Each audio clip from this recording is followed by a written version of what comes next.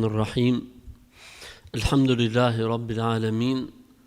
As-salatu was-salamu ala ashrafil anbiya'i wal mursalin. Nabiyina Muhammedin wa ala alihi wa sahbihi wa sallama tasliman kathira. Amma ba'd. Me emrin e Allahut të gjithë mëshirshmit, mëshiruesit, e falenderojmë Allahun, Zotin e vetëm të vërtetë. Mirësitë dhe bekimet e Zotit qofshin mbi dashurin e Tij dhe dërguarin e Tij Muhammedin sallallahu alaihi wasallam, si dhe mbi të gjithë ata besimtarë dhe ato besimtare që ndjekin dhe e pasojnë rrugën e Tij deri në ditën e Kiametit. O Allah, o Zot, na dhuro dije të dobishme, na mundso vepra të mira, e na furnizo, o Allah, sa të jemi gjallë me furnizim të pastër dhe halal. O Allah, o Zot, na mëso atë që na bën dobi e na bëj dobi me atë që na mëson, e na shto diturinë dhe urtësinë. O Allah, o Zot i gjithësisë, bëj këtë takim dhe tubim për atyre takimeve dhe tubime për cilat pejgamberi sallallahu alaihi wasallam ka thënë, sa herë që besimtarët mblidhen dhe tubohen për hatër të Zotit, për të lexuar fjalën e Zotit ose për të përmendur Allahun, mëshira e Allahut, pra mëshira e Zotit derdhet mbi ta për jetën qetësi shpirtërore, siç janë tokë, Zoti i përmend atje ku është ai. E kur çohen nga këto takime dhe tubime, një zë thret çohuni se Zoti u ka falë gjunahet, gjitha të këqijat u ka kthyr në sevape. Qofshim pjesë e kësaj mirësie të Zotit. Amin. Po fillojmë inshallah taala me pyetjet të cilat janë të depozituara. Më ka ndodhur thotë një situatë shumë e keqe në punë, kolegja ime ka një shoqe e cila vjen në ambientin e punës dhe rri me orë të tëra. Dhe bisedat e tyre janë të një niveli shumë të ulët, përgojime, sharje, tani ka filluar të bëj edhe si shefe. Mirë, po kolegja ime thotë si ta largoj se e kam shoqe për vitesh. Unë i shkruajta menaxheres për situatën se unë mbush kupë, i thash dhe për shoqen e kolegës, të lutem, thuaj kolegës, nuk dua, domethënë ja kam bërë gjuna. Si s'm ka zënë gjumin se mu duk vete si spione. Mirë me e ke bërë. Dava lafazani. Shumë mirë e ke bërë. Shumë mirë që e ke largu një ladzore nga veni punës. Shifë rahatin tatë. Shifë tymin tatë. Po që tymi jotë në regull, ladzorja tikit gjene një vend tjetër me bo loqe. Kur kam lind vajzën e dytë, një grua e familjes që ka ardhur me ma bo për hajër për vajzën, ka nejt pak dhe kur është çu me shku te shtëpia e vet, më ka lënë 2 gjilpëra. I ka nxjerr nga koka e vet dhe i ka dhe tin za pra fshehur azi, i ka lënë në tavolinë. Hajër inshallah merri këto gjilpërat, futi në ujë të knom, digji. Edhe pyete këtë ladzorën, pyete edhe këtë, thuj, oj filane, pse i le ato gjilpërat? Po ajo mund tjetë e afërm për shembull në fis, mund të shkaktoj debate dhe probleme, le të shkaktojnë, nuk ka problem. Me këta njerëz që bëjnë të tilla veprime duhet të ketë debat dhe duhet të ketë zënga dhe duhet të ketë që mos të vimo në shtëpi. Sot la gjilpërat, nesër le perin, pas nesër le kukullën, mas pas nesër lën vezën, mas nesërit lën gjonat e tjera, flokët, qimet e lesht, edhe ata që do të vuni, jeni ju. Ata që do të vuni, jeni ju, pasohet e me gjithë do i vuni ju. Kështu që më mirë debat e zëng, ose të zej men e mos të boj më gjonat tila, se sa turp, se s'kam që të boj e ku të gjonat tjera tjera. E kam mamin 66 vjeç dhe po nuk po i majmë dhe thot, kur i them me u fal, nuk i majmë mend dovt, pra duat nuk i majmë mend. Dhe ka problem me urinimin, nuk ka problem. Le të falet me bismillah, la ilaha illallah, Allahu akbar, nuk ka problem. Është në rregull. Të falet me bismillah, la ilaha illallah, Allahu akbar, nuk ka problem. Edhe pse si man mend, edhe pse ka probleme me urinën, nuk ka problem inshallah. Nuk ka asnjë problemi. E rëndësishme është ta vej ballin sejdë për Allahun. Të gjitha gjonat e tjera tolerohen për moshat e vjetra. E rëndësishme është që ballin ta vej në sejdë. Kjo është e rëndësishme.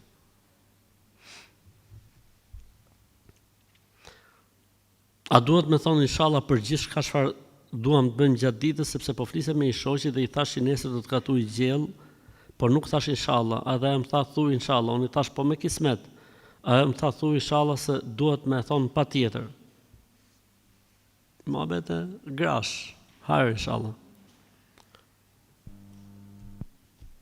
Hajër inshallah. Mirë është me thonë inshallah, mirë është thonë për diçka që është në të ardhmen, themi inshallah, themi me kismet. Po edhe me kismet i soj është.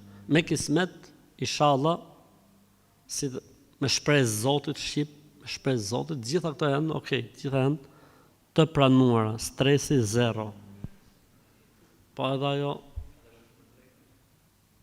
do thonë, unë do shkoj në shkollë, thu inshallah, po nomi. Ha, inshallah, nuk është në problem, kush e di se çfarë. A, kur është diçka që ti premton, unë, me datë 5, do t'jap këtë gjën. Kur ti premton, ky premtimi të kush je që premton. A mo ti njofton, do të shkojmë në shkollë, inshallah. Do shkoj ke furi me ble bukë, inshallah. Po do shkoj të blej dhe spinaq, inshallah. Po do shkoj të marr dhe fushat të dhomëve për kalamajt, inshallah. Po kur të vin kalamajt për shkollë do jap me hongër, inshallah. Kjo është me utall me inshallah. Inshallah thuhet vetëm kur bëhet fjalë për premtime. Kur bëhet fjalë për premtime, duke qenë se njeriu nuk është ai i cili menaxhon jetën e tij, atëherë themi inshallah. Po kështu për gjëra për ditëshmëri nuk ka nevojë me thonë njeriu inshallah. Ose po harroj nuk ka problem. Hajde. Mos në nxefet. Në një ling kalon maca si për të vdekur dhe i vdekur i lëviz, çohet. Dhe në Shqipëri akoma vazhdojnë të flasin të moshuar që thonë nuk duhet lënë kufoma vetëm se zgjohet. Hajde inshallah çohet. Inshallah çohet. Elhamdulillah, inshallah po çohet në, s'quhet më kufom. Kthehet edhe herë në jetë. Videot që jepen është një kufom, janë disa njerëz duke i fal xhenazën dhe kalojnë macet sipër dhe çohet xhenazja. Po këto janë me inteligjencë artificiale. Mos besoni, mos hani çdo gjë që paraqitet si djath, se mund të jetë sapun. Edhe hani sapunin për djath. Me inteligjencën artificiale, bota dhe masat dhe popujt po han sapun pafund për djath. Sepse ti se dallon dot a është e vërtetë as është e vërtetë. Pashtu që e ka kollaj, kush vdes macet sipër, çohet xhenazja, heqim qefinin, i veshim kostumin, hajde ham i tas me përshesh. Prandaj larg këtyre muhabeteve se na habitot për Zotin. Vallahi, bilaj na habitot. A është e vërtetë se nëse njeriu mendon për diçka që ka frikë se mund të ndodhë, ajo ka për të ndodhur? Libri klasës së parë për kalamajt me i trem. Për shumë këto muhabete, kur njeriu ka frikë se do të ndodhë diçka, ajo ka për të ndodhur. Alhamdulillah. Kam një biznes vogël për punsoj. Okej. Shkruani pak mirë shqip. Kur të shkruani, rregullojeni çik pyetjet se na lat pa marr frym. Kam një biznes të vogël për punsoj. Kamerierja kur po vjen radha me shërbyer alkool nuk pranojnë. Me shërbyer klientëve, por në rastin konkret ato vetë konsumojnë alkoolin. Po mirë, bo vetë gjinovin, s'do ta bëjnë të tjerët. Mashallah. Që ka fëqihe, që ka shkencëtare dhe dietare fikut islam. Thotë unë e bëj gjinovin, po pse ta morin tjerë gjinovin për me, që ka në rregull, që ka sa kjo kameriera duhet të japsh edhe të drejtën me dhënë fetvase që ka mashallah pik. Ë?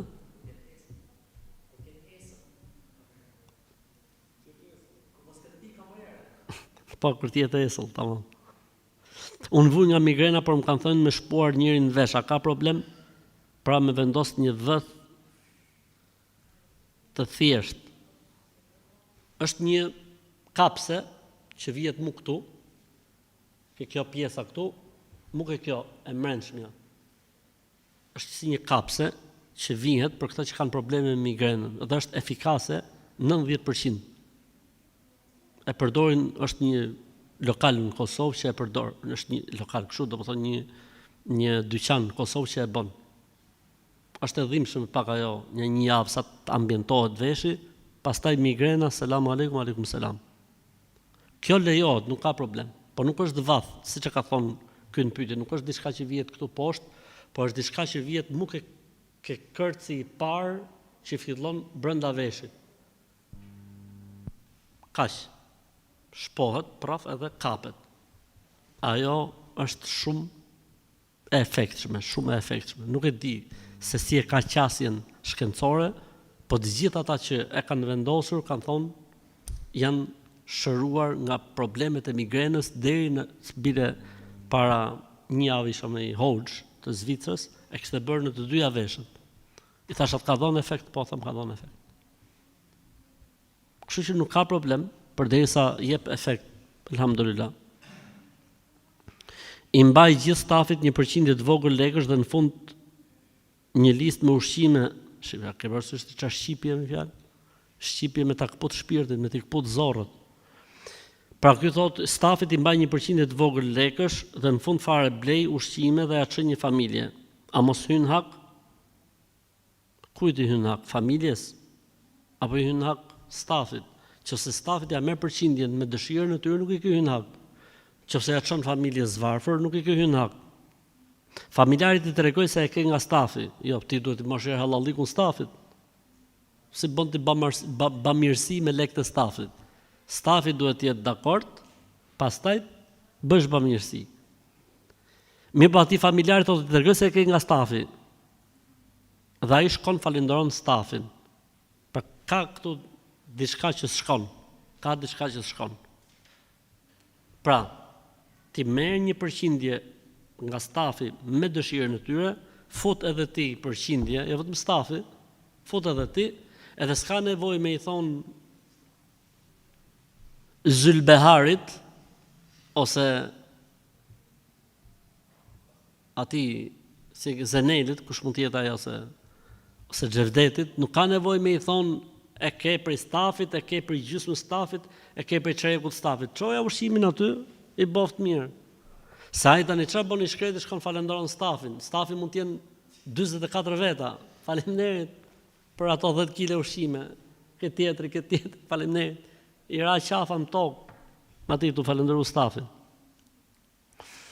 A më lejohet me punu me i vendos në xemjet në vendin ku të krishterët i lejnë xhenazet. Pra me ngrohem kështu nga këto kaloriferat që vijnë, lejohet, nuk ka asnjë problemi.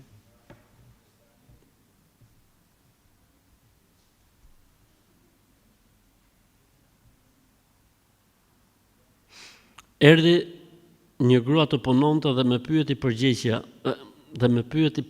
gabimim. Erdhi një grua të punonte në punën tonë dhe më pyeti përgjegjësia, si duket? I thash shumë e mirë. Dhe u afruam shumë me njëra tjetrin, mësova punën. Për një ditë filloi të shante kolegën që unë punoja me të prej shumë vitesh. E rëndësishme, unë nuk jam që dua sherrë dhe debate dhe nuk jam nga ato njerëz që marr llafe këtu dhe i çoj atje, por nuk munda më dhe i thash shoqes time, që kisha vite që punoja me të, i thash bëj kujdes se kjo kështu thot për ty. Dhe i thash që mos i tregoj njeriu. Mirë, po shoqja ime i tha përgjegjëses. Dhe përgjegjësia më erdhi pyeti mua dhe unë nuk munda më dhe i thash çfarë kishte thënë ajo në të vërtetë, sepse çdo ditë më fliste keq për shoqen time. Dhe unë nuk dorova dot dhe i thash përgjegjëses çdo gjë që ajo kishte thënë. Ajo u mërzit, e la punën, edhe pse nuk i tha askush asgjë, dhe më shkruajti një natë mesazhe në poshtën. Të kam lënë Zotin, e nëse i ndodh gjë fëmijëve të tu, dije se e ke nga ajo që më ke bërë mua. Dhe kishte ndez për këtë gjë një qiri në kish për të lutur. A është e vërtetë që mund të më ndodhi diçka e keqe tek fëmijët? Stresi në ngrirje, stresi zero, ja ke bo shumë mirë, mallkimi i saj nuk të zen ty, po mallkimi i saj i kthehet tek vetja e vet dhe tek fëmijët e vet. Kështu që ti ma ço stresin zero fare, ja ke bo shumë mirë, të lumt, bravo të qoftë, edhe stresi ngrirje.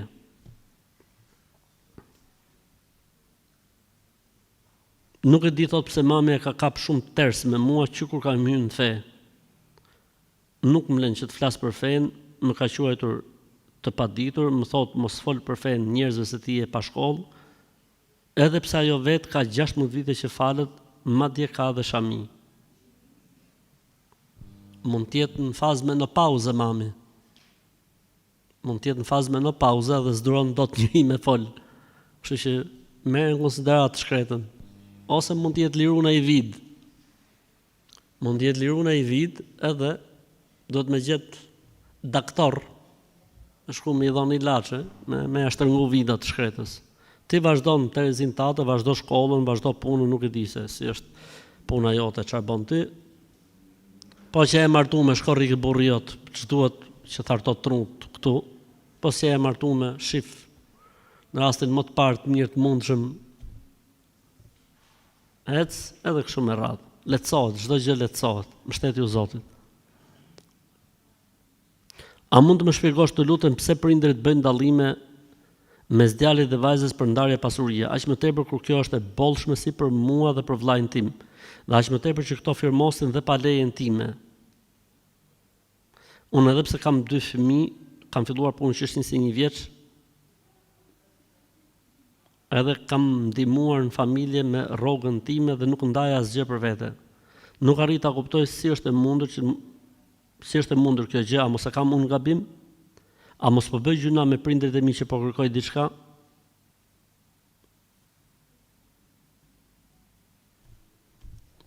Zullum, padrejtësi, gjunaf i madh vallai. Kjo lloj sjellje e prindërve ndaj vajzës është gjuna i madh, vallai bilaj për Zotin. Është mëkat i madh. Pashallahu, është mëkat i madh, është gjunaf i madh që të sillen me gocat në këtë lloj forme. Po këta janë njerëz që s'kan, domethënë, as fe, as besim. Po s'kan as njerëzillik, pa nuk duhet të kesh frikë Zotin, apo nuk duhet të kesh shumë dije, që thosh goca ka hakun e vet, ka hisën e vet. Nuk është kusht ti je fetar i madh, që t'i japësh gocës pjesën e vet. Kjo quhet xahiliet, ignorancë ekstreme. Edhe fatkeqësisht kjo lloj ignorancë është masive në mos vlerësimin e vajzave ose mos dhënien pasuri vajzave. Është masive. Se nga e kanë morë këtë drejt sëmundje, populli ynë nuk e di, po që është kancer, kjo sëmundje është gocën sikur më e pas bë lopa, sikur mos më qenë pjesë e gjakut, sikur mos më qenë pjesë e shtëpisë. Jo po është martuar ka ke burri, si vëlla ka ke burri. Shtaku vetë është pjesa vetë. Ose ca që thonë, ja po ideja është që mos me fut robin e huaj në shtëpinë tonë, mos e fut më vllai pjesën e vet. Bleja, sa është haku i tij kaq, i pja lek, e mbaroi historia. Për shembull, po mohabet e koti. Ai s'është më i huaj, dhëndri nuk është më i huaj. Ti ke dhënë gocën që e ka i huaj. Kupton ti çfarë kafshërie? Kafshëri.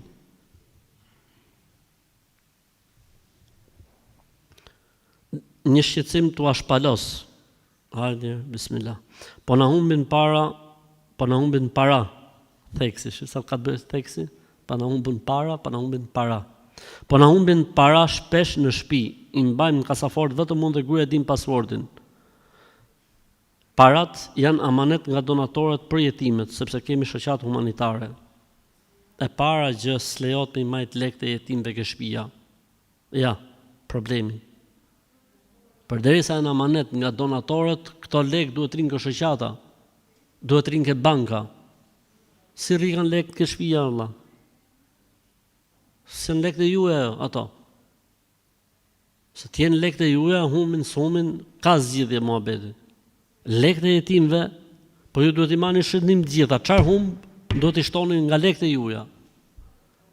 Sepse lekët e jetimëve nuk marrin në shtëpi, o njerëz, as nuk marrin në kasaforta. Rinë tek shoqata ose rinë tek banka, kaq. Në çfarë ka humb nga këto lekë, duhet i kompensoni nga lekët e juaja dhe sa më shpejt. Pa kalu ora nga ky moment që ngjoni përgjigjen. Për ndryshe jeni në haram. Kjo është. Apo ti ishte në shtëpi, Dhore na humbin lekët, pasportin e di vetëm unë dhe gruaja, vendosi kamera, vëlla, të shohim. Nëse humbin lekët dhe kamera s'ka pasi gjë, muhabet tjetër, po bim 7-8 rrugë gjithë, t'ju kënojnë ke shtëpia.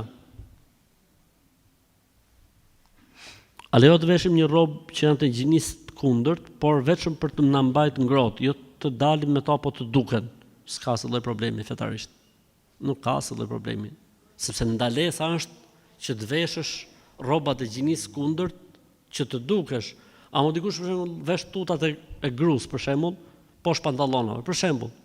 Ose gruaja vesh bijamet e burrit poshtë fustan, për shembull, për shkak të ftohtit. Ju mos e llogaritni si në Tiranë muhabetin. Ju llogaritni që ka vende që është ftohtë, ka vende që është acar, ka vende që ka probleme. Se dikush thotë s'ka nevojë vëlla, çosh kjo pyetje. S'ka nevojë këtu në Tiranë, po. Hoxhë nderuar, këtu në Maqedoninë e Veriut është bërë si traditë që fëmijët që kanë frikë të ecin, i çojmë në xhami dhe i presin frikën.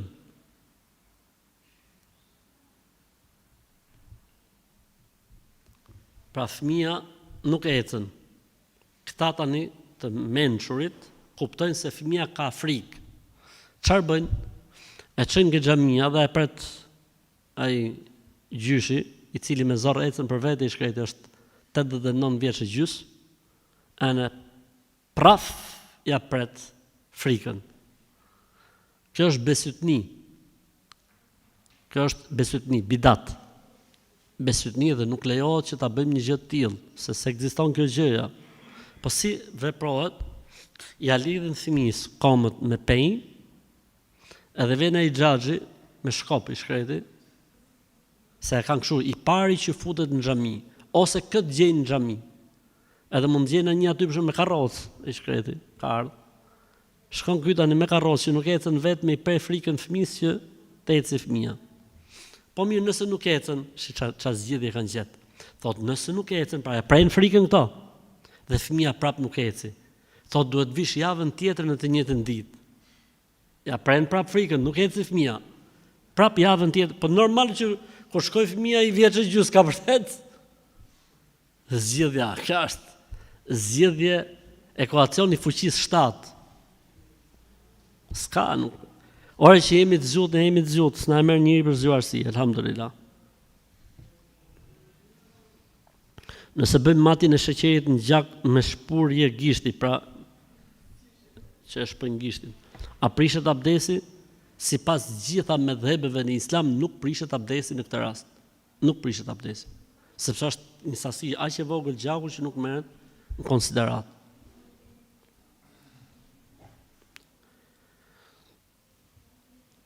Disa njerëz të afërm po na thonin që kur një grua shtatzëni shkon mendja të hajë një lloj fruti, dhe ndoshta në atë sezon ai frut nuk bëhet, ose burri nuk mund t'ia gjej, atëherë ky fëmijë që do lindi me shenjë të atij fruti, si një lloj nishani të dallueshëm në një pjesë të trupit.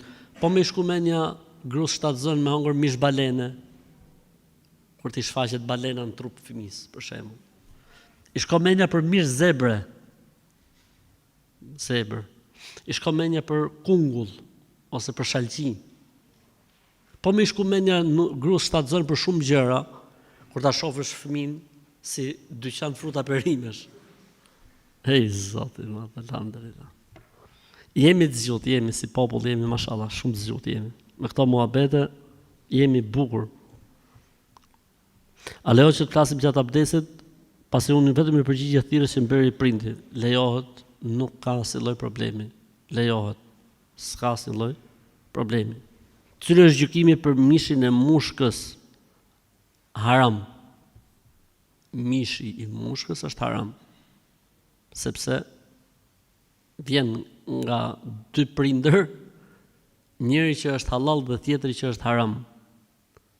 Dhe gjëja që lind nga dy burime, njëri halal dhe tjetri haram, bëhet haram. A lejohet që femrat të mbajnë varse me emrin Allah?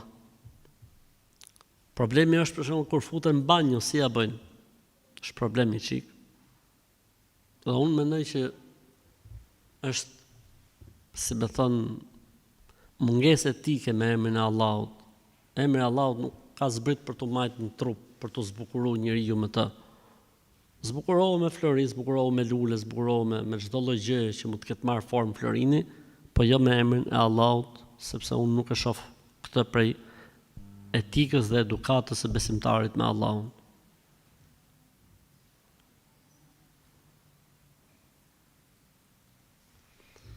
Hoxhi nderuar, kisha një pyetje, pse Zoti më zgjodhi të jem unë dhe jo një tjetër shpirt në trupin tim? Se Allahu do fort. Allahu të do fort. Përderisa të do fort, ka zgjedhur që ti jesh ky, ti, ai. Se kur shkojsh në xhenet, do të thosh, "Oh, çfarë mirësie më ka dhënë Allahu." Kur shohësh Allahun, do të thosh, "Oh, çfarë mirësie më ka dhënë Allahu." Kur shpëtosh nga zjarri i xhenemit, do të thosh, "Oh, më i lumtur i botë jam unë." Kështu që Allahu të ka dashur fort që të ka sjell në këtë botë. Dhe Zoti nuk pyetet për pse. La yusalu amma yafaluhum yusalun. Zoti nuk pyetet pse. Ne do të pyetemi. Ne do të pyetemi. Nëse punojmë në një kompani, po themi dhe kompania her pas here bën projekte dhe blen produkte. A lejo që nëse punëtori ka një uri t'i ble ai këto produkte dhe t'i shes me fitim kompanisë? Nëse ata nuk kanë përcaktuar ndonjë gjë në kontratën e punës për këtë gjë. Një njeri që paguhet në një kompani, në një shoqëri, në një shoqat, në një çado, paguhet, s'lejohet që të bëjë kështu gjërash. Sepse është konflikti i interesit brenda, nuk lejohet. Përveç se nëse ata e kanë rregull që lejojnë për të nxitur për projekte, për punë, dhe thonë, "Gjo, kush na e bën këtë punën ose kush na sjell një projekt, ne i japim 5% projektit." Sepse ata duan që njerëzit zhvillojnë punë, zhvillojnë projekte etj. Ama që të punohet kështu në këtë formë nuk lejohet. Nuk lejohet, është haram.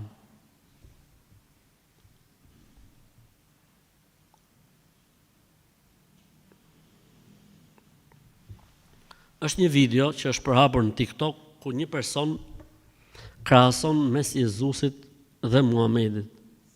Pra duke thënë se Jezusi është shumë më lart, nga që kur i ndodhi rasti kur shkeljes ai e fali, ndërsa Muhamedi ka thënë se duhet zbatohet ligji.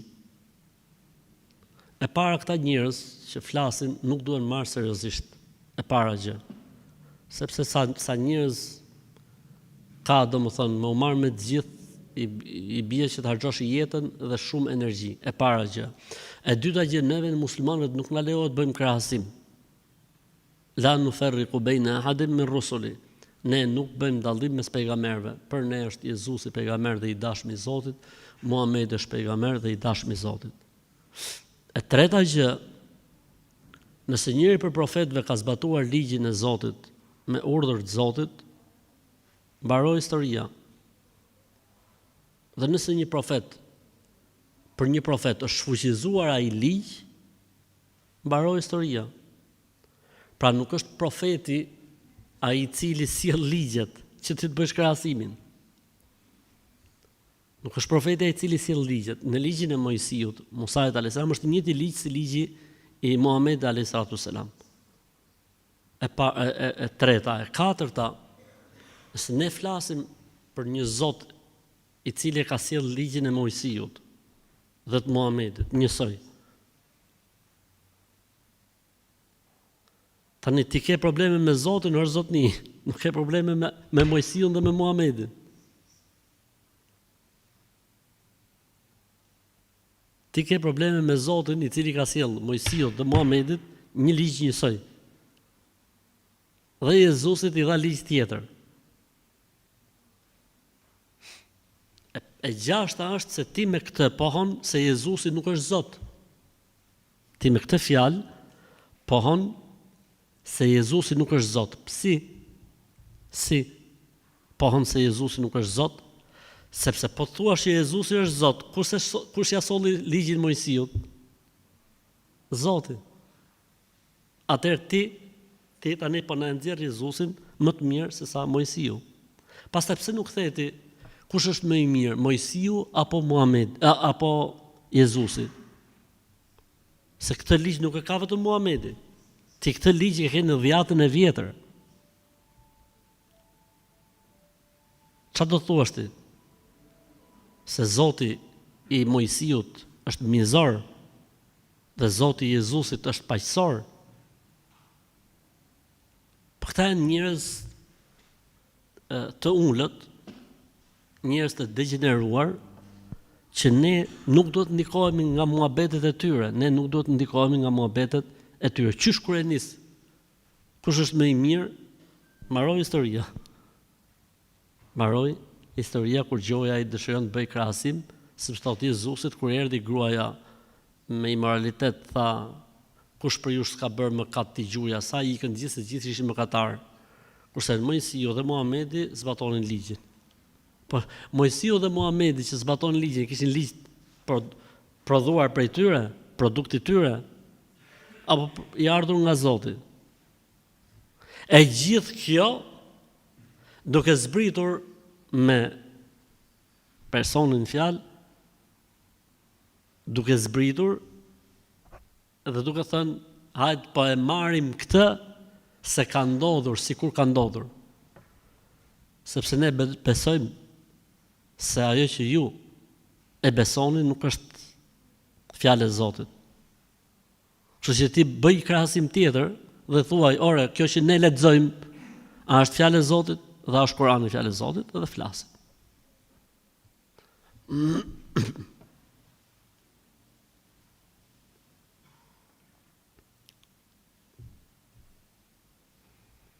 Si të përgjigjemi dikujt që thot, nëse libri që ne kemi është fjalë e Zotit, atëherë si ka mundësi që mund të korruptohet fjala e Zotit?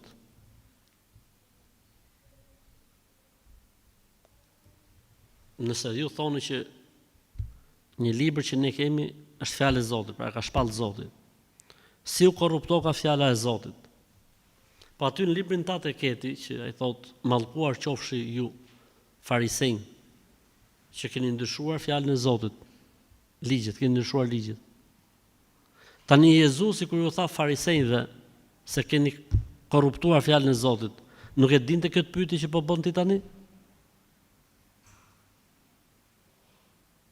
Po se cila është fjala e Zotit? Ku i ke ligjet, ku i ke rregullat, ku i ke adhurimet? Ku i ke? Shkoi, erdhi, iku, hyni, doli, etj. Jeta, jetë shkrim, biografia e bërë nga njerëz. Ose më jep diku aty ku thuat që kjo është fjala ime dhe unë do ta mbroj deri në ditën e Kiametit.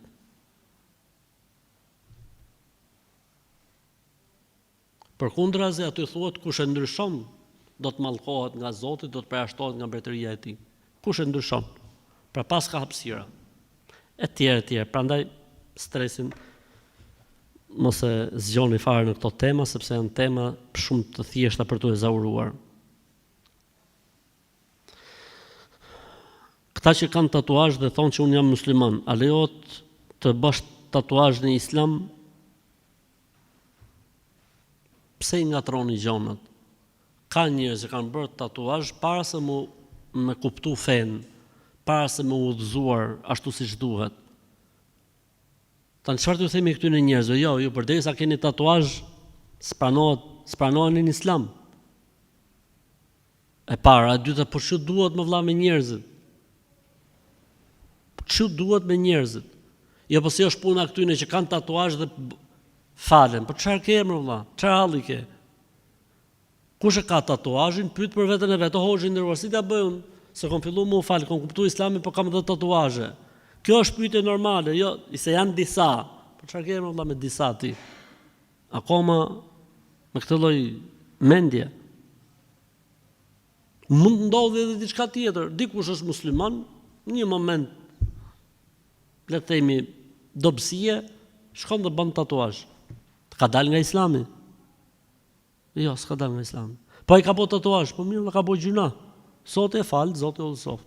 S'ka dalë nga feja o robi Zotit.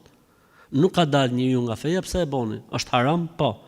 E mallkojnë, ka mallkim për këtë mëkat? Po. A del njeriu nga feja me këtë mëkat? Jo. Si ngatrojmë gjonat.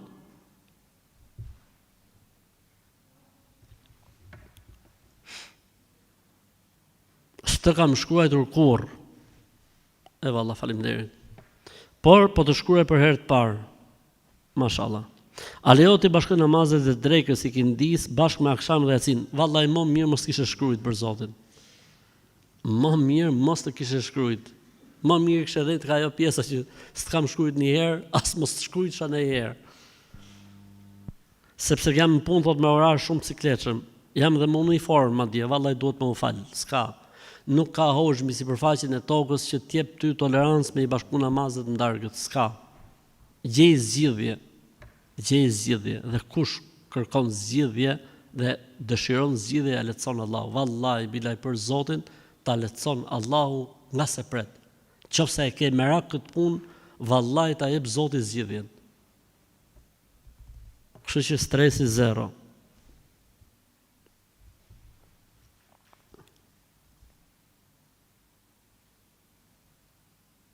Thot kam një pyetje, çfarë mendon dhe thot Zoti për njerëzit që diskriminojnë dhe bazohen tek ngjyra e lëkurës?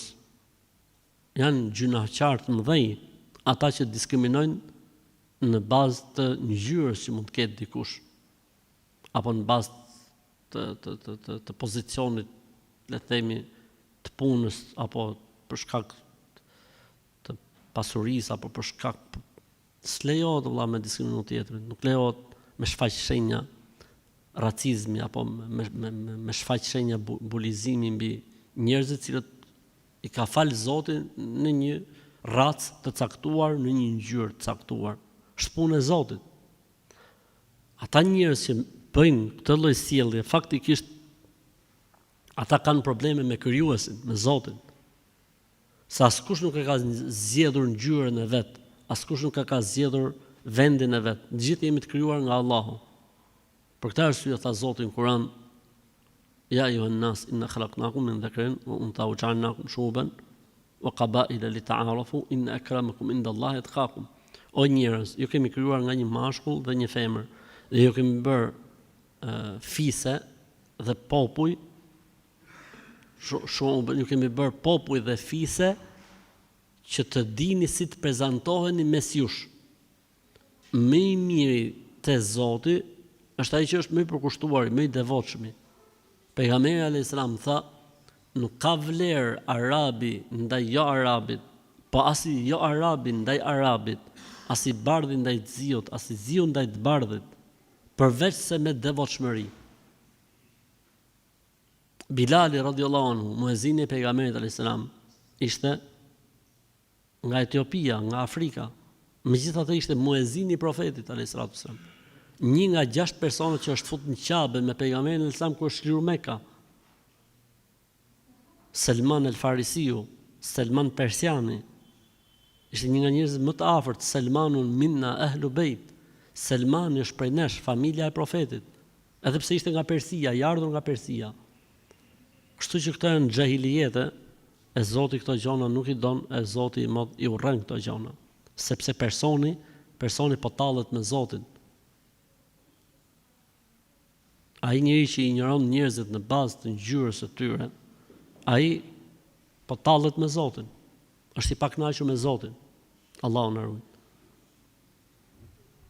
Po edhe për gjëra të tjera që s'janë dorë të njeriu. Në shumë gjëra mund të jetë shneti, mund të jetë paraqitja, mund të jenë shumë gjona, jo vetëm ngjyra e lëkurës. Gjona që nuk i ka njeriu në dorë. Po edhe po pat njeriu diçka në dorë, nuk lejohet vëlla me ofendu tjetrin, nuk lejohet me rënë tjetrin. Haku i tjetrit është i rëndë shumë. Dinjiteti njerëzor është i shenjtë. S'lejohet me prek tjetrin dinjitetin e tij, vëlla. Me ato që ka, puna vet, hesapi vet, çdo njeri të dalë para Zotit i ditë. Dua të bëj kursin për microblading. Pra është një penë e vogël me gjilpër që e vendosin pigment në shtresën e sipërme të lëkurës për vetulla. Por jam diçka e dyshimt, a është haram e mos ta filloj fare? Po haram është. Haram nuk lejohet, një gjë e tillë. Nëse ime ka shumë inat kur unë kaloj kohë me nënën time, do që unë mos bëj asgjë për të dhe më thotë që nuk dua të rri në shtëpi me prindërit e tu, si mund mund që të qetësohet situata dhe të ruajmë harmoni familjare. Çfarë të bëjmë që nëna dhe gruaja, më duket se kemi bërë këtë? Kemi bërë, më duket. Çfarë të bëjmë që edhe nëna dhe gruaja mos mërziten? Unë i flas gruas, por s'kam ç'bëj se është gruaja ime, do kaloj jetën me të. Të lutem bëj një video që të gjithë femrat të kuptojnë këto lloj gabimesh. Ti herë rregulla veten tate me gruan tate, mos mendo për tjerat herë. E para. E dyta, më duket se e kemi thonë përgjigjen për këtë lloj situate, merret një tas i madh, mundësisht 2-3 litrësh, mbushet 2 litra me dhall dhe i hidhet akull ose ujë i ftohtë, edhe sa herë që nusja mërzitet, i jepet nga ky dhalli i ftohtë, po duhet të ketë dhe pak krip brenda. Mundësisht kripa të jetë e zezë ose krip Himalaje, që t'i bëhet ilaç tamam.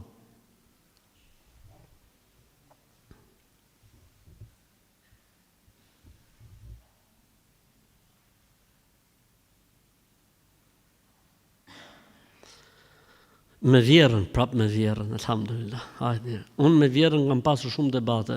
Me vjerën, sepse kam djalin me probleme autizmi dhe më tha që e ke çunin me tmeta mendore. Dhe tani unë nuk i flas më as asaj, as njerëzve të burrit. Burri ishte në krahun tim,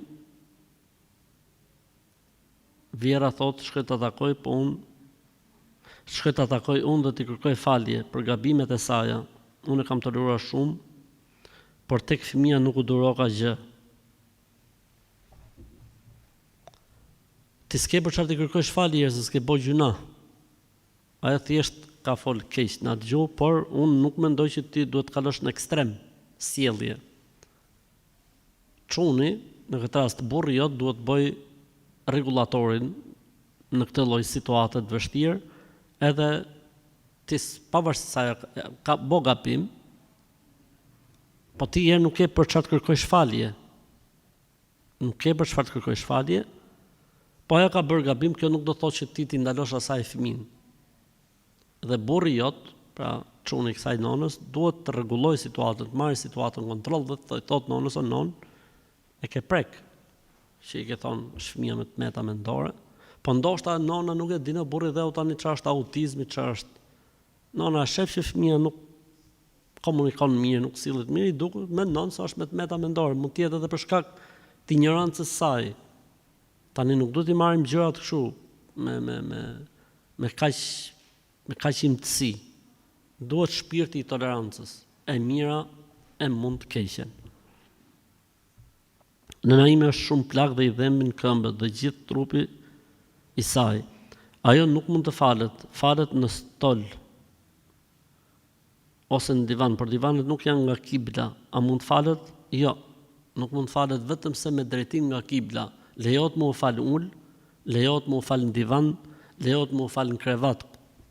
Kjo lloj moshe që s'ka fuqi të rinë këmbë, por duhet të jetë me drejtim nga kibla, duhet të jetë me drejtim nga qabja e madhnueshme.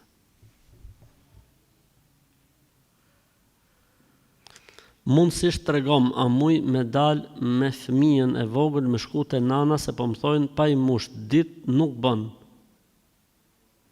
Vetëm në dhomë, pra vetëm në dhomë duhet ri. S'bon as me elon vetëm 2 javë. Dhe jam bloku një këshill. Mos i ngjok këto muhabete fare, merru vesh me burrin edhe më shoj komve. Dil, ose vrit menjen.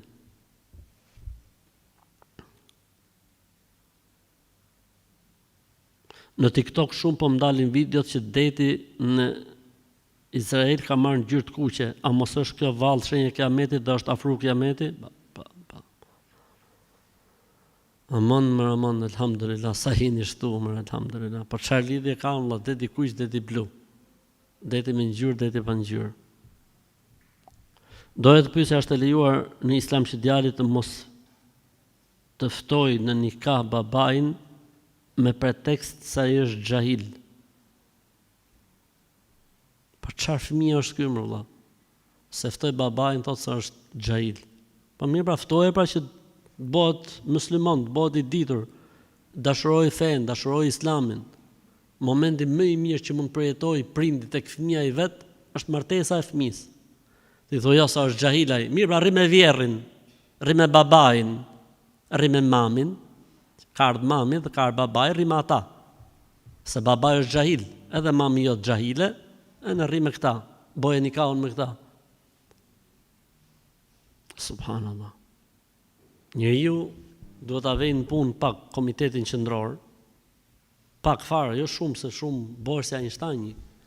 Po pak e vën robin në punë, shiqur më që është xhail, vjen gjon hoxhën, flet hoxha, ku dëgjon etj, ndoshta i qëllon dhe kohë namazi, falet namazi, na i dhurat, na i gjë, i kënaqet shpirti, mund të i udhëzohet zemra në islam. Është xhail thotë s'pa e marr. Thuti që ke për bab Firaunin, ata marr Firaunin nikah. Po edhe Firaun me qenë merë, se ndoshta udhëzohet.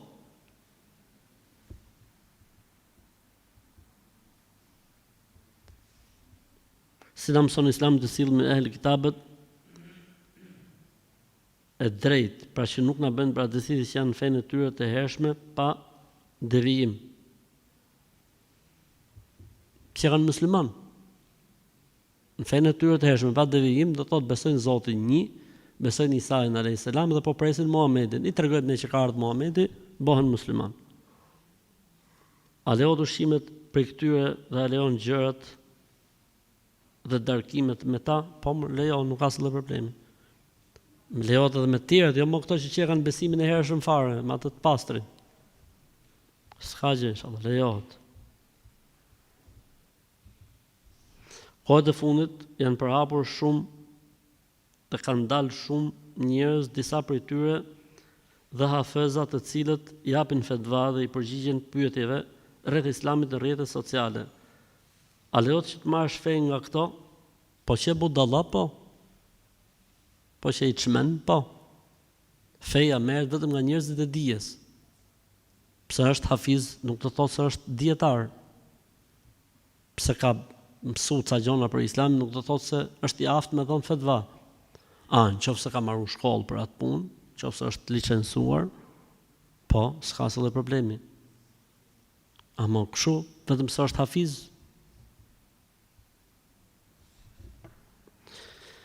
Kam marrë një propozim për martesë me të cilin jam e kënaqur. Babai nuk e preferon, por thot, martohu me këtë duash, unë s'të ndaloj. Ama kur vjen puna të takohet me djalin nuk pranon, as nuk bashkëpunon, si t'ja bëj? Këta janë pyetje të vështira, sepse prindi duhet përmendi arsyeën pse nuk është dakord, pse nuk pranon. Po nganjëherë prindi mendon se fëmia është e vogël, nganjëherë mendon ose di gjëra që fëmia nuk i din, ku dëgjon etj. E rëndësishme, fetarisht me Islam prindi duhet shprehet. Dhe duhet të thotë gocë, dëgjoj bab, unë nuk jam dakord për 1, 2, 3, 4, 5, 15, 20 arsye. Po thotë, jo, ti martohu me këtë dush. Po mirë bab, hajde takoje Baftjarin, Zenelin. Jo, se takoj. Po mirë pra ta, po thu martohu me këtë dush. Kur thu martohu me këtë dush, do thotë se më ngelon hapësirë me zgjedh. Ose thuj, rri, gocë ta gjej baba. Po as kjo, s'është normale. Kjo lloj sjellje, nëse është e vërtetë siç është bërë pyetja, po të kishte gjykatë islame, gjykata ja heq të drejtën prindit, të drejtën e kujdestarisë prindit, e nxjerr nga kujdestaria. Dhe hyn fuqi gjyshi, ose hyn fuqi vllai, ose hyn fuqi xhaxhai.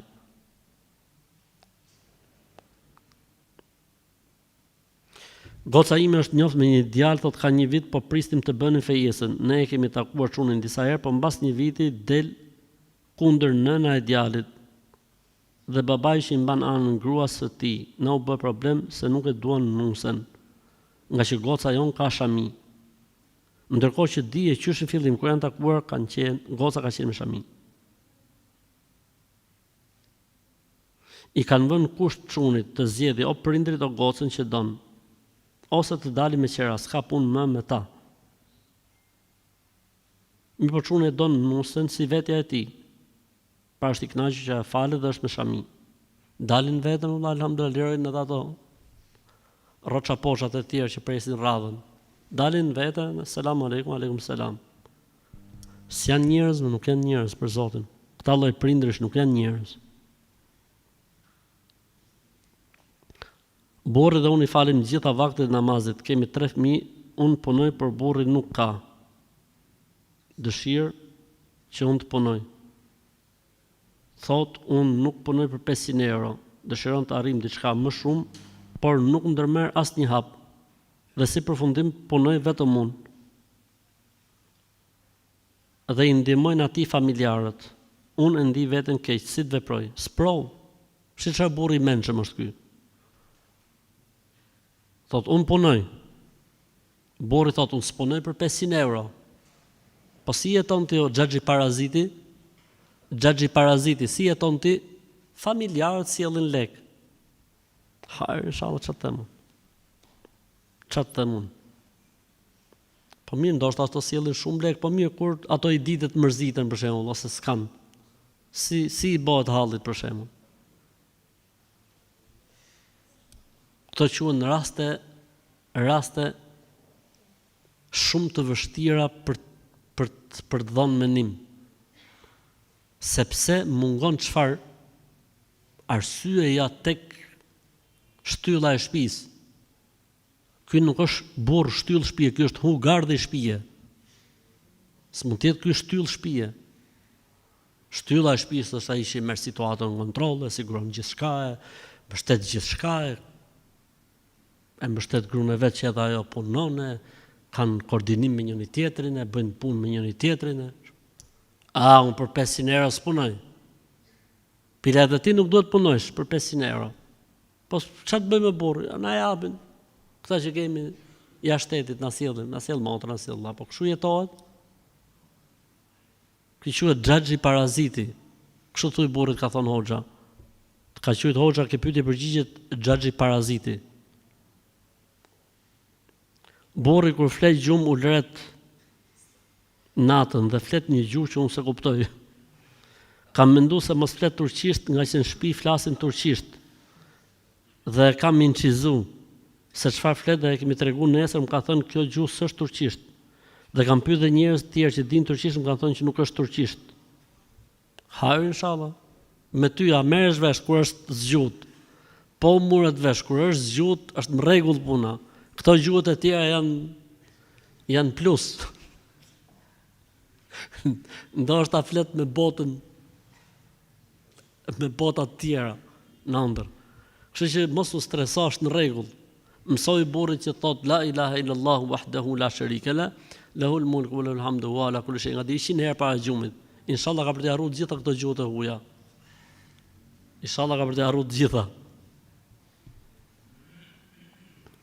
Sot isha duke prerë shalqi. Hajde bismillah, në një ndimër këtu në Tiranë.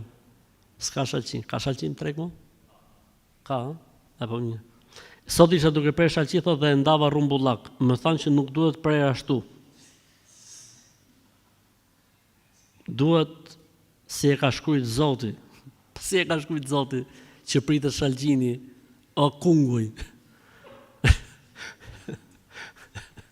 O kunguj njerëz. Si e ka shkruar Zoti se duhet prerë shalqini, ama.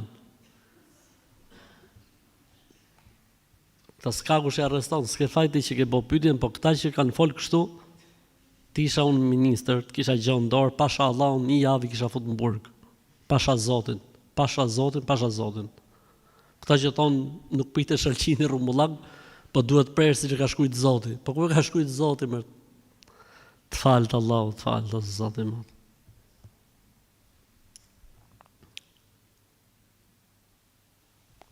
Kam një pyetje, vllai nuk na lën të flasim me babain nëpërmjet telefonit, thot ejani dhe shikojeni këtu. Dhe runi babën jo nëpërmjet telefonit. Mirë, po ne jemi në gurbet dhe na merr shumë malli për krejt familjen, sidomos për babën. Edhe ai vetë është i brengos. Ne mund shkojmë një herë në 2 muaj, për një herë në 3 muaj, por nuk kemi mundësi të shkojmë më shpesh. Dhe vllai na ndalon që të flasim me të në telefon.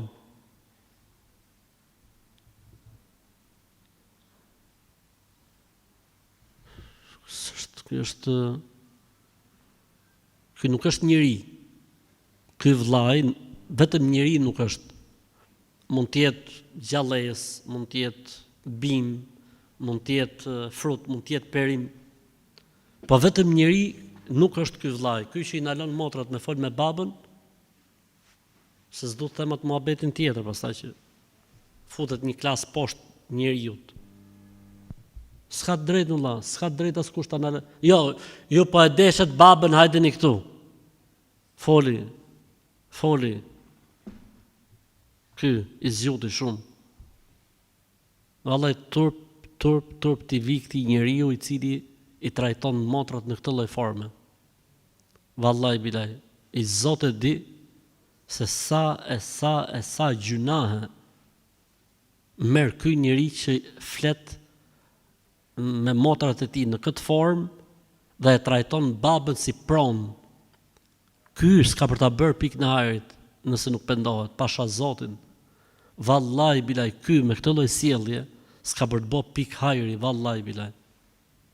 Ky që e trajton babën si plaçk, si pronë, i na lën motrat me fol me prindin, ka për t'ia dhënë Zotin në këtë botë para ahiretit, nëse nuk pendohet masi ta dëgjoj këtë videon time. Pendohu, xahil, ignorant, pendohu. Dhe lej motrat flasin me babën e ty në sa herë të duan, kur të doj qefi. A dini këtu jo. Sërohet baba me telefon, me kuptimin nuk është kujdestari, kujdes dhe merak telefoni. I ka xahil.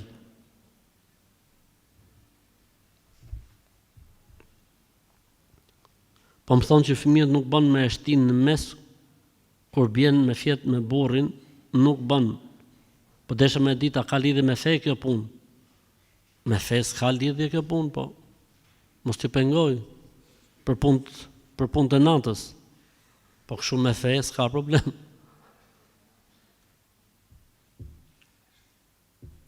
Si është me drejtësi fetare lidhur me pagën e punëtorit, a duhet paguen të gjithë një lloj, si ai me eksperiencë, me atë pa eksperiencë, si i kualifikuar dhe i pa kualifikuar, sepse këtu tek puna jonë bëjnë dallim. Po normalisht do të bëjnë dallim vëlla. Normalisht do të bëjnë dallim. Kush ka kualifikim, kush ka eksperiencë, ka standard tjetër, ka si më thon produktivitet tjetër, ka fakisitet. Ha? Nga efikasitet. E normal me fjalë, nga trova të ilir, Allahu të zot. Kështu që nuk ka asnjë problemi normalisht. Pra dikush e ka një kuzhinier nga 10 vjet në punë. Dhe vjen një kuzhinier në fillim, thot ky maj drejtësi, thot, pa su ka kala më juve birë që të maj drejt, që të adaj drejt punës, si një fëmijë të ati, që të ndaj me drejtësi. E s'futu aty në punë, avash, deri sa të ngrihesh. Ej, Zoti, ma s'ka me këta, t'jabin fetva gjithë, e më bët gjithë menshë. Si bët me namazin me xhamat në xhami pasi ka mbaruar xhamati i parë. Ata që vinë më mrapa duhet ta thrasin ezanin prap dhe a lejohet që të bëjnë xhamat dytë. Lejohet që të bëjnë xhamat dytë, ndërsa për ezan nuk ka nevojë më. Mendimi më i saktë, se është edhe një mendim që thotë më mirë veç. Jo, më i saktë është me u fal xhamati i dytë me xhamat. A është gjuna t'i lash bebet e sapo lindura në akşam ose në darkë, pasi me djalin e parë më thonin mos e bëj sepse është gjuna. Tani doja të dija, është më vërtet gjuna? Jo, s'është gjuna, s'ka lidhje fare, kur të doj shpirti dhe zemra jote.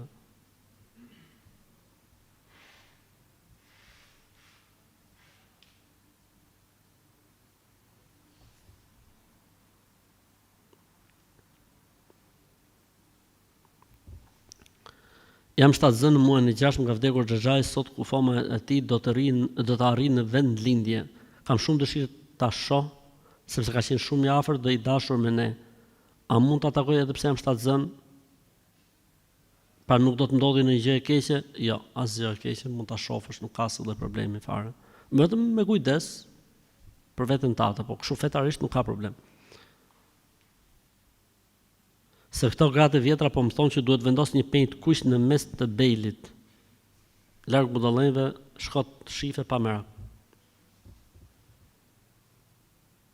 A është e vërtetë që nuk i bëhet rukje atyre që nuk janë musliman? Madje edhe muslimanët duhet mbështeten Allahut. S'është e vërtetë. Të bësh rukje nuk do të thotë se si e mbështet Allahut. Përkundrazi duke bërë sebepin, që thot Zoti, më mbështetni duke bërë sebepet. Po jo muslimanëve lejohet, siç është historia e kujt Ebu Said el-Khudriut që i knun i dhujtarit, i knun Kur'anin i dhujtarit u shëru. A është e vërtetë se nuk lejohet të këndohet mbi ujin e Zemzemit? Jo, s'është e vërtetë. Si uji i Zemzemit, si gjithë ujat e tjerë, përkundrazi, me i knu Zemzemit edhe më mirë akoma. Kështu që a është e vërtetë se nuk i këndohet vajt pasi nuk ka argument? I këndohet vajt, nuk është e vërtetë. Allahu thotë në Kur'an se vaji i ullirit është vaj i bekuar. Ka përmend Zoti në Kur'an. Duke qenë se vaji i ullirit është vaj i bekuar, i kënohet Kur'an dhe njeriu lyhet me vajin e bekuar i cili i është fryrë Kur'ani. A ka argument për këtë fryrjen? Po, hadithi i njohur, hadithi i Aishës radhiyallahu anha, që pejgamberi sa para gjumit i lexonte vetes Kur'an 3 surat e fundit, pra para se me lexu Kur'an vetes çfarë bonte? 2 herë knonte kul huwallahu felekun nasin dhe pastaj lynte gjithë trupin, fërkonte gjithë trupin. Kështu që nuk përbën asnjë lloj problemi fetarisht. Ka dhe një gjë tjetër që në kapitullin e le të themi shërimit dhe të ilaçeve ka tolerancë të madhe shariati. Për këtë arsye, në hadithin edhe me këtë po e mbyllim inshallah. Ka një hadith që banorët e Medinasit yshtnin njëri tjetrin. Pejgamberi sa mi ditë i naloi gjithë. Tha s'ka mo, tha yshtje, knim, rukje s'ka mo, tha. Po si, tha, mi tregoni mu ju, tha, se çfarë knoni, dhe kujt i themun që kjo bën, ta boj. Kujt i themun që kjo s'bën. Unë pejgamberi sa në xhami, mush xhamia me njerëz, erdhi i pari, bën, erdhi i dyti, bën, erdhi i treti, bën, erdhi i katërti, bën, s'bën kjo, okay. Korrigjoje. Derisa në një moment tha stop. Çfarë? Tha kënoni, boni rukje si të doni. E rëndësishme është mos të ketë në shprehje shirk i dhujtari. Edhe pejgamberi sa më tha, nuk ka zbrit Zoti smundje pas sjell dhe ilaçin e saj. Prandaj kurohuni o robët e Zotit. Kurohuni, mjekohuni. Kështu që nuk ka asnjë lloj problemi që njeriu t'i knojë ujë Zemzemat apo t'i knojë vajit ullinit. Subhanakallahumma wa bihamdik, nashhadu an la ilaha illa ant, nastaghfiruka wa natubu ilayk. Zoti ju shpërblet.